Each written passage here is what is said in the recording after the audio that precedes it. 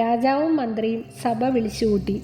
ഇത്രയും വിലപിടിപ്പുള്ള റാണിയുടെ മോതിരം കൈക്കലാക്കിയത് തെറ്റല്ലേ എന്ന് മന്ത്രി ചോദിച്ചു. താൻ വരച്ച ചിത്രം മനോഹരമാണെങ്കിൽ ചോദിക്കുന്നൊരു സമ്മാനം നൽകാമെന്ന് റാണി പറഞ്ഞിരുന്നു. ആ സമ്മാനം വാങ്ങിയതിൽ എന്താണ് തെറ്റ്?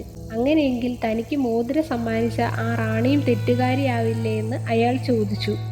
ചിത്രകാരൻ ഇങ്ങനെ പറഞ്ഞതും മന്ത്രിയുടെ ഉപദേശപ്രകാരമായിരുന്നു. എന്നാൽ റാണിയെ സഭയിലേക്ക് കൊണ്ടുവരാൻ രാജാവ് ആവശ്യപ്പെട്ടു. റാണി അയാൾക്ക് മോതിരം കൊടുക്കാനുള്ള സാഹചര്യവും പറഞ്ഞു. ഇരുവരും പറഞ്ഞ മറുപടി കേട്ട ശേഷം രാജാവിന് ചിത്രകാരനോട് കുറച്ച് കാര്യങ്ങൾ ചോദിക്കാനുണ്ടെന്ന് പറഞ്ഞു. എന്തുകൊണ്ടാണ് ചിത്രകാരൻ ആ മോതിരം തന്നെ സമ്മാനമായി ചോദിച്ചതെന്ന് രാജാവ് ആരാഞ്ഞു. ആ മോതിരത്തിൽ വിലപിടിപ്പുള്ള മരതക കല്ലുള്ളതുകൊണ്ട് തനിക്ക് ജീവിതകാലം മുഴുവൻ സുഖമായി ജീവിക്കാമെന്ന് അയാൾ മറുപടി നൽകി. ഇത് കേട്ട രാജാവ് മറ്റൊരു ചോദ്യം ഉന്നയിച്ചു. ഇന്നലെ കൊട്ടാരത്തിലേക്ക് കടന്നു വന്ന നിനക്കെങ്ങനെ റാണിയുടെ മോതിരത്തിലെ മരതക കല്ലിനെ പറ്റി അറിയാം?